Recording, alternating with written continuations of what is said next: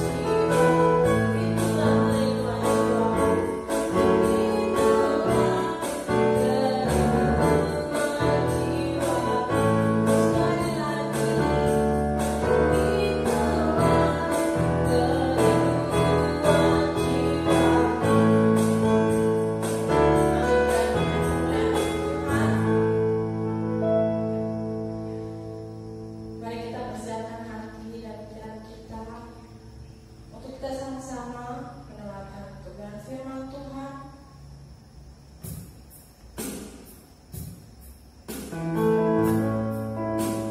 Dalam satu pujian Bapa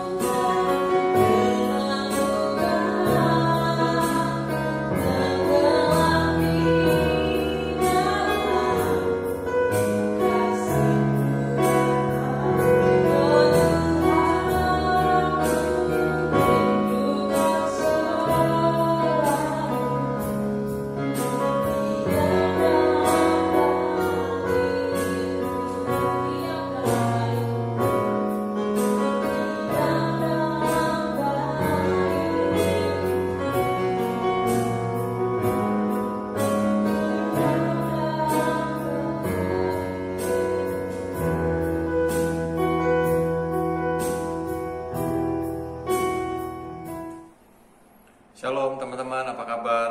Salam kenal, perkenalkan nama saya Yonatan. kita belum pernah bertemu, belum pernah berjumpa ya. Saya belum pernah datang ke tempat teman-teman di ibadah di Youth. Tetapi terima kasih kepada Feli ya, karena telah mempercayakan saya untuk menyampaikan kebenaran firman Tuhan pada hari ini. Nah, saya ingin membawakan suatu tema, judulnya kasih ya. Tetapi saya akan mengupas dari sisi yang berbeda. Saya tidak akan menjelaskan soal apa itu kasih, definisi kasih yang mungkin sudah teman-teman sering dengar. Nah, saya pengen bahwa kita mengerti soal kasih, memahami soal kasih dari perspektif yang berbeda. Nah, begini, semua orang pasti ingin dikasihi, semua orang ingin dicintai, semua orang ingin disayang. Nggak ada orang yang pengen dibenci, nggak ada orang yang pengen dilukai atau disakiti, nggak ada orang yang pengen membiarkan hatinya kecewa oleh orang lain. Bahkan mungkin sering kita dengar bahwa kita diciptakan Tuhan sebagai objek dari kasih Allah, bahwa karena kasih Allah yang begitu besar, kemudian akhirnya manusia adalah diciptakan untuk menjadi objek kasih Allah, sehingga Allah dapat memberikan atau melimpahkan kasihnya kepada manusia. Saya berapa kali mendengar itu disampaikan di atas mimbar oleh beberapa hamba Tuhan. Tetapi permasalahannya begini, kita tidak berhenti pada satu titik di mana kita sadar bahwa Tuhan mengasihi kita, bahwa kita adalah diciptakan oleh Tuhan dan mendapatkan kasih Tuhan yang begitu besar.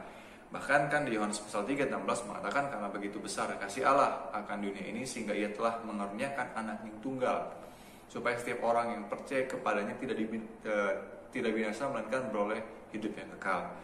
Karena begitu besar kasih Allah, sampai Allah Bapa mengutus Yesus ke dunia untuk mati di kayu salib bagi teman-teman dan saya.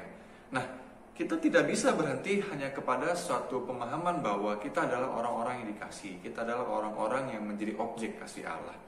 Tetapi kita juga harus mengerti bahwa kita diciptakan juga untuk mengasihi atau menjadi representatif dari kasih Allah itu sendiri. Allah adalah kasih. Nah, maka setiap orang yang mengasihi adalah orang-orang yang mengenal Allah. Itu kata di kata Yohanes, ya.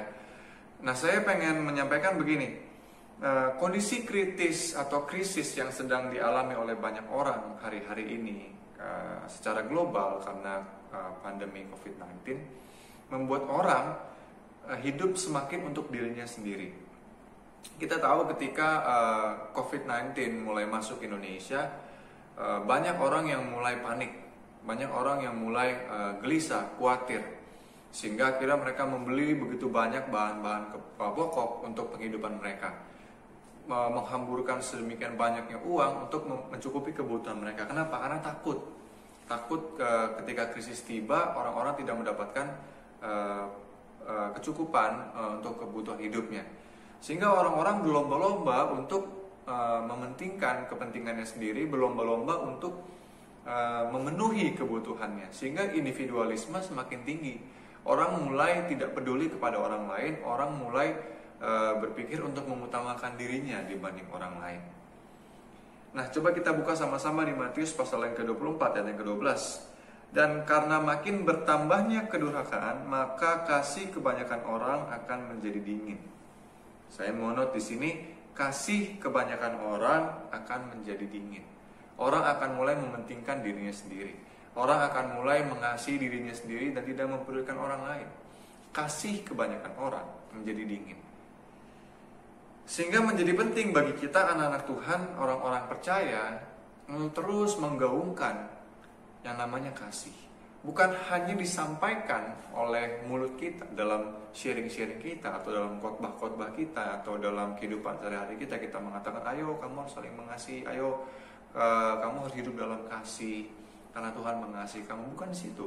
Tetapi kita dituntut untuk melakukan dan mempraktekkan kasih itu sendiri.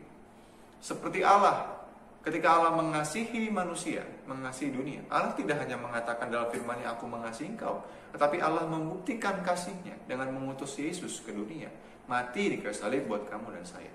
Jadi kasih adalah pembuktian, kasih adalah bicara tindakan, bukan sebatas perkataan. Nah, kita sebagai orang percaya, kita sebagai orang Kristen dituntut untuk mengasihi seperti Yesus. The standard living of Jesus is based on His standard of loving. Standar hidup Yesus didasarkan pada standar dia mengasihi orang banyak, mengasihi manusia. Kalau kita melihat dari Injil, dari Matius sampai dengan Yohanes, kita tahu bahwa Yesus begitu mengasihi orang-orang Israel. Bahkan bukan hanya orang Israel, orang-orang non-Israel pun Yesus kasihi dan Yesus tunjukkan lewat perbuatan hidupnya. Nah, ketika kita mengaku bahwa kita ada di dalam Yesus, kita wajib hidup sama seperti Yesus telah hidup. Itu ada di 1 Yohanes pasal 2 ayat yang ke-6. Jadi kalau kita mengaku bahwa aku anak Tuhan, aku ada di dalam Tuhan dan Tuhan di dalam aku, maka kita wajib hidup sama seperti Kristus telah hidup. Dalam hal ini adalah bagaimana Kristus mengasihi, bagaimana Kristus mencintai orang banyak, mencintai semua orang. Bukan hanya di mulut, tetapi dalam perbuatan. Maka saya mau bagikan beberapa poin mengenai kasih ini. Kita tentu pasti akan sangat senang ketika kita membuktikan kepada Tuhan bahwa kita mengasihi Dia. Kita melayani, kita melakukan pelayanan di gereja, main musik, jadi WL, singer, atau bahkan berkhotbah, atau bahkan kita memberikan bimbingan pengajaran kepada anak-anak rohani, anak-anak didik yang ada di gereja. Tetapi mengasihi Tuhan tidak cukup hanya dibatasi kepada hal-hal yang sifatnya liturgika dalam pelayanan di gereja. Kenapa? Karena pembuktian kasih kita justru dibuktikan ketika kita di luar gereja. Maka poin yang pertama yang ingin saya sampaikan adalah begini: a heart loving God will always lead to a heart loving people. Saya ulang. A heart loving God will always lead to a heart loving people. Hati yang mengasihi Tuhan pasti akan memimpin orang tersebut untuk mengasihi orang banyak, mengasihi sesamanya. Jadi kalau kita katakan kita mengasihi Tuhan, tetapi kita tidak mengasihi sesama, maka kita menipu diri sendiri. Maka kita menipu, mendustai diri sendiri. Kita mengatakan, aku mengasihi Engkau Tuhan dengan segenap hatiku, tapi kita membenci orang banyak, kita melukai orang banyak, kita tidak mengasihi orang banyak atau orang lain di luar diri kita, maka kita menipu diri kita sendiri. Orang bisa nyanyi, aku mengasihi Engkau Yesus dengan segenap hatiku, aku mengasihi Engkau Yesus dengan segenap jiwaku. Kita nyanyi di gereja, kita gaungkan itu ketika penyembahan, aku mengasihi Engkau Tuhan, aku mencintai Engkau Tuhan. Tetapi di saat yang sama, dalam kehidupan yang sama, kita mengata-ngatain orang, kita melukai orang, kita tidak mau tolong orang lagi kesusahan kita nggak bantu, maka kita adalah jadi orang yang paling munafik di dunia. Karena sejatinya kalau orang mengasihi Tuhan, pasti mengasihi sama. Kenapa? Yohanes pasal yang ke-14 ayat yang ke-15 mengatakan begini: jikalau kamu mengasihi aku, kamu akan menuruti segala perintahku. Yohanes 15 ayat yang ke-12 mengatakan, inilah perintahku, yaitu supaya kamu saling mengasihi seperti aku telah mengasihi kamu. Jadi kalau kita mengasihi Tuhan, kita pasti akan menuruti segala perintah Tuhan. Perintahnya apa? Dalam hal ini adalah mengasihi orang lain, sama seperti Kristus telah mengasihi kamu dan saya. Jadi standar mengasihi kita itu harus seperti Kristus mengasihi kita. Bukan standar kita, tapi standarnya Yesus. Jadi kalau kita mengasihi, kita dituntut juga untuk mengampuni. Kalau kita mengasihi, kita dituntut juga untuk tidak membenci sesama. Kenapa? Karena Kristus pun mengasihi kita dan mengampuni dosa kita. Itu kan bentuk implementasi kasih yang paling tinggi adalah ketika seorang bisa mengampuni orang lain. Mengampuni seperti itu seperti apa? Bukan cuma sekedar melupakan kesalahan orang, bukan hanya sekedar tidak membalas perbuatan jahat mereka dengan perbuatan yang jahat juga. Bukan hanya sampai di situ. Mengampuni seperti Yesus bukan sekedar melupakan kesalahan orang, bukan sekedar tidak balas kejahatan dan kejahatan, tetapi memberkati orang yang telah melukai kita. Itu standarnya Tuhan Yesus. Coba bayangkan ketika kita berbuat dosa, kita minta ampun, lalu Tuhan ampuni, tapi Tuhan gak mau berkatin kita. Tuhan biarkan kita, yaudah aku ampuni kamu, tapi kamu gak usah napas lagi. Kamu gak diberikan kehidupan, kamu disengsarakan, kamu kelaparan, kamu mengalami kemiskinan, kamu mengalami sakit penyakit. Coba bayangkan kalau Yesus seperti itu. Tapi kan tidak. Ketika kita minta ampun, Tuhan ampuni kita dan dia tetap memberkati kita. Karena apa? Itu adalah bukti kasih-Nya bahwa ia sungguh-sungguh telah mengampuni kita. Dan kita pun dituntut untuk mengampuni sama seperti Yesus mengampuni, untuk mengasihi sama seperti Yesus mengasihi. Poin yang kedua yang mau saya sampaikan adalah tentang kasih. Bukan hanya hati yang mengasihi Tuhan akan memimpin kita untuk mengasihi sama, tetapi yang kedua adalah love is real, so be real. Kasih itu nyata, jadi kita pun harus nyata dalam mengasihi orang. Bukan cuma di mulut, tapi dalam tindakan dan perbuatan kita. Jangan cuma ngomong, aku mengasihi kamu bro, gue mengasihi lu bro, gue mengasihi kalian semua. Hanya di mulut, tapi pada prakteknya ketika orang butuh bantuan, orang sedang ngalamin masalah, butuh pertolongan, kita tutup mata, kita tutup telinga. Omong kosong. Matius pasal yang ke-9, belas kasihan Yesus kepada orang banyak, ayat 35 sampai dengan 38. Yesus menunjukkan bahwa hatinya mengasihi orang banyak, maka ia menunjukkan belas kasihannya. Kenapa? Karena kasih yang sejati pasti digerakkan oleh belas kasihan. Bukan sekedar merasa kasihan, tapi punya belas kasihan. Merasa kasihan itu kan hanya sekedar merasa sedih gitu ya kalau melihat orang yang kesusahan. Contoh ya, ada seorang teman, namanya sebut saja Ryan gitu ya. Ryan ini dipecat dari perusahaannya, di PHK karena COVID-19, karena masalah pandemi ini perusahaan pada bangkrut dan dia dipecat di PHK. Tapi dia punya tanggungan untuk keluarganya, istri dan anak-anaknya. Anak-anaknya masih kecil, harus biayain ini itu. Lalu saya sebagai anak Tuhan, saya tahu kabar itu. Lalu saya cuma bilang, bro semangat ya, Tuhan pasti bantu, Tuhan pasti tolong. I feel sorry about you bro, but you keep it up your spirit. Saya cuma merasa kasihan. Saya hanya support dia di dalam perkataan saya. Itu merasa kasihan. Tapi belas kasihan akan menuntut saya untuk melakukan sesuatu bagi si Ryan. Misalnya, bro, gue tau lo mesti PHK dan lo banyak tanggungan. Kalau lo butuh apa, kasih tau gue ya. Ini ada sedikit berkat buat lo bro. Semoga bisa bantu cukup buat beberapa bulan. Itu belas kasihan. Pity feel sorry. Compassion does something about it. Merasa kasihan cuma merasa sedih aja. Tapi berbelas kasihan, kita melakukan sesuatu untuk menolong orang lain. Maka love is real. So we have to be real. Stop talking about love and start loving people. Berhenti ngomongin tentang kasih dan mulailah mengasihi orang. Itu baru murid Kristus. Itu baru anak Tuhan. Lalu love is real. Itu seperti apa? Tidak ada kasih tanpa pengorbanan. Kalau kita mau mengasihi, kita harus siap berkorban. Kalau kita mau mengasihi sesama, kita harus siap bayar harganya. Jangan kita menolong orang, mengasihi orang, lalu dituntut untuk ditolong balik atau dikasih balik. Jika kita ingin mengasihi, baik Tuhan maupun sesama, kita harus rela berkorban. Kenapa? Karena Yesus telah berikan teladan. Yesus membuktikan kasih-Nya dengan berkorban di atas kayu salib. Jadi tidak ada kasih tanpa pengorbanan. Tidak ada. Kepentingan Tuhan di atas kepentingan kita. Kepentingan orang lain di atas kepentingan kita.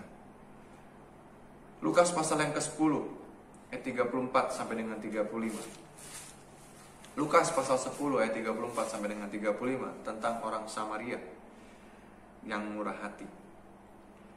Lalu datanglah seorang Samaria yang sedang dalam perjalanan ke tempat itu, dan ketika ia melihat orang itu, tergeraklah hatinya oleh belas kasihan. Kita baca dari 33. Ia pergi kepadanya lalu membalut luka-lukanya. Sudah ia menyiraminya dengan minyak dan anggur.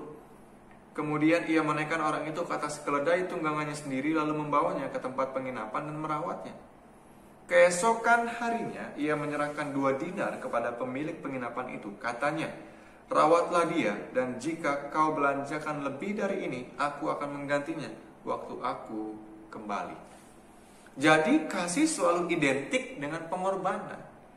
Si orang Samaria ini berkorban, mengeluarkan tenaganya, mengeluarkan atau menghabiskan waktunya untuk menolong orang yang habis dirampok.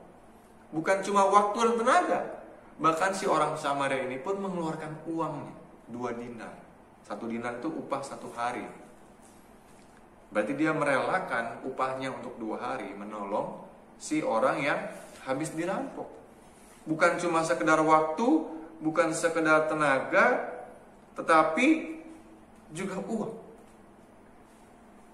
Maka love is real ditunjukkan ketika kita berani berkorban, ketika kita berani bayar harga untuk menolong orang lain. Bukan sekedar di mulut disampaikan, tetapi dibuktikan lewat perkataan.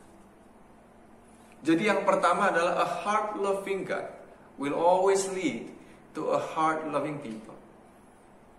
Hati yang mengasihi Tuhan pasti akan memimpin kita untuk mengasihi sesama juga. Kenapa? Karena Yesus mengatakan, kalau kita mengasihi Dia, kita wajib melakukan perintahnya. Perintahnya apa? Supaya mengasihi. Yang kedua, tadi saya sampaikan, love is real, so we have to be real. Kasih itu nyata, maka kita harus membuktikan kasih itu. Bukan sekedar di mulut, tapi dalam perkataan perbuatan. Kasih yang nyata ditunjukkan ketika kita punya belas kasihan, berbelas kasihan kepada orang. Kasih yang nyata ditunjukkan ketika kita berani berkorban bagi orang. Mengorbankan kepentingan dan kenyamanan kita. Wah, dia maki-maki saya nih. Wah, dia menghina saya. Wah, dia melukai hati saya. Saya pengen balas dia karena dia layak dibalas. Maka kita masih mementingkan ego kita karena kita sakit hati. Tapi kalau kita mengasihi orang itu yang melukai kita, kita korbankan perasaan kita, ego kita, untuk kita mengampuni, bahkan kita memberkati dia. Maka itulah yang kita bisa sebut sebagai love like Jesus. Mengasihi seperti Yesus. Yang terakhir, yang ketiga, mengenai kasih. Yang pertama, a heart-loving God will always lead to heart-loving people. Yang kedua, love is real, so we have to be real. Yang ketiga adalah love knows no boundaries. Kasih tidak mengenal batas. Lukas pasal 10 ayat 31 sampai dengan 33, kisah yang sama tentang seorang Samaria yang menolong orang yang habis dirampok dari Yeriko. Seorang Samaria tidak bergaul dengan seorang Yahudi. Orang Yahudi tidak bergaul dengan orang Samaria. Tetapi karena orang Samaria ini punya kasih, dia melanggar batas-batas legalitas atau legalisme yang berlaku pada masa itu. Tidak mengenal batasan. Dia melanggar batasan itu yang mengatakan bahwa orang Samaria tidak boleh bergaul dengan orang Yahudi. Dia langgar. Dan dia menunjukkan kasihnya kepada si orang Yahudi ini. Dengan apa? Tadi, membalut lukanya, menaikkan ke atas keledainya, membawa ke penginapan untuk dirawat. Love knows no boundaries. Kasih tidak mengenal batasan. Kasih yang sejati mengasihi semua orang tanpa memandang bulu, tanpa memandang latar belakangnya, baik pendidikan, baik kekayaan secara ekonomi, baik suku, agama, dan ras. Jadi kasih yang sejati pasti mengasihi semua orang. Entah itu orang yang sama suku atau yang beda suku dengan kita, entah itu orang yang satu agama maupun yang beda agama dengan kita. Entah itu orang yang satu ras dengan kita atau yang beda ras dengan kita. Jadi jangan cuma ngumpul sesama yang satu ras atau sesama satu suku, lalu mengecilkan suku yang lain atau ras yang lain atau agama yang lain. Itu dosa. Nah, yang berikutnya, mengasihi semua orang juga berarti kita mengasihi orang yang berbuat baik kepada kita maupun yang berbuat jahat kepada kita. Semua orang, tidak mengenal entah dia baik, entah dia jahat kepada kita. Kita kasihi. Lalu kasih yang mengasihi semua orang artinya juga mengasihi mereka yang berbuat dosa. Yang kita tahu mereka masih berdosa. Mereka masih terikat dengan dosa mereka. Jangan kita kucilkan, jangan kita jauhi, jangan kita hakimi.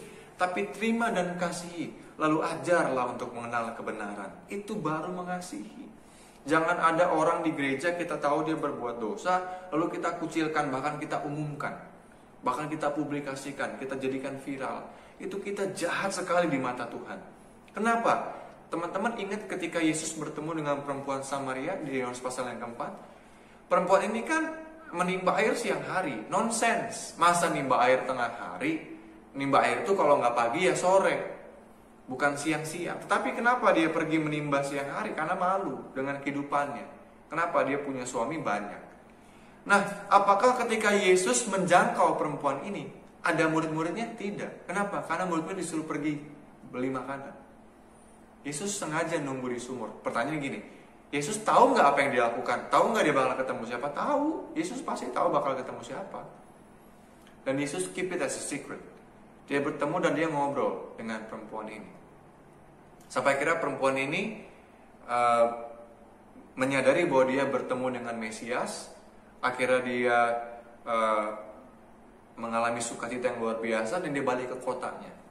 Dia sampaikan ke kotanya ada Mesias. Menurut saya dia the first evangelist. Kenapa? Karena dia orang pertama yang bertobat terima Yesus, akhirnya memenangkan satu kota. Coba bayangin. Baru ketemu Yesus, tidak dihakimi oleh Yesus, tidak malah dicaci maki dan dikatakan kamu perempuan tidak benar, kamu perempuan pendosa. Tidak. Yesus datang, tahu kebutuhannya, memberikan pernyataan bahwa dirinya adalah air hidup. Akhirnya perempuan itu bertobat, terima Yesus, begitu ya. Dimenangkan oleh Yesus dan akhirnya memenangkan orang banyak. Ingat ya, ketika kita ketemu orang yang berdosa, orang yang berbuat salah, berbuat jahat, ampuni, kasihi. Karena bisa jadi orang itu dipakai Tuhan luar biasa untuk memenangkan lebih banyak orang dibanding kita. Jangan puas kita hanya sekedar pelayanan khotbah, WL, main musik. Jangan puas. Karena Tuhan bisa pakai siapapun, kapanpun, dimanapun, dengan cara apapun. Jadi kalau ada orang datang ke gereja dengan masalah hidup, dengan dosanya, kamu kasihi, kamu katakan Yesus mengampuni kamu. Yesus pengen pakai masa mudamu. Kamu katakan hal-hal itu. Sehingga orang itu berubah, sehingga orang itu bertobat, dimenangkan, dan bisa memenangkan lebih banyak orang. Jadi yang pertama adalah a heart-loving God will always lead to a heart-loving people. Hati yang mengasihi Tuhan akan selalu menuntun hati kita untuk mengasihi sesama. Yang kedua adalah love is real, so we have to be real. Kasih itu nyata. Kita pun harus menyatakan kasih kita lewat perbuatan, bukan dengan perkataan. Dan yang terakhir, love knows no boundaries. Kasih tidak mengenal batas. Kasih semua orang. Yang baik kek, yang jahat kek, yang berbuat dosa kek, yang hidupnya biasa-biasa aja, benar-benar aja, yang satu ras atau beda ras, yang satu suku atau beda suku, yang satu agama atau yang beda agama, kasih semua orang. Supaya apa? Kita menjadi representatif kasih Allah, sehingga orang bisa mengenal dalam hidup kita, oh iya dia beda ya, anak ini beda nih. Kenapa ya? Kenapa ya dia Kristen dan dia beda? Kok dia baik banget ya? Kok dia dijahatin malah gak bales ya? Kok dia dijahatin malah ngampunin? Dia dijahatin dia malah tolong saya. Nah, karena sikap standar hidup kita dalam mengasihi seperti Yesus, kita bisa memenangkan orang banyak. Ya, jadi semangat teman-teman. Mulailah mengasihi bukan dengan perkataan tapi dengan perbuatan. Kalau kita mengasihi Tuhan, kita harus juga mengasihi sama. Ya, saya berdoa supaya setiap kita semakin dipakai Tuhan dalam masa muda kita, dan kita bisa memenangkan lebih banyak jiwa. Dengan apa? Salah satunya dengan menunjukkan kasih Kristus dalam hidup kita kepada orang banyak. Terima kasih. Tuhan Yesus memberkati.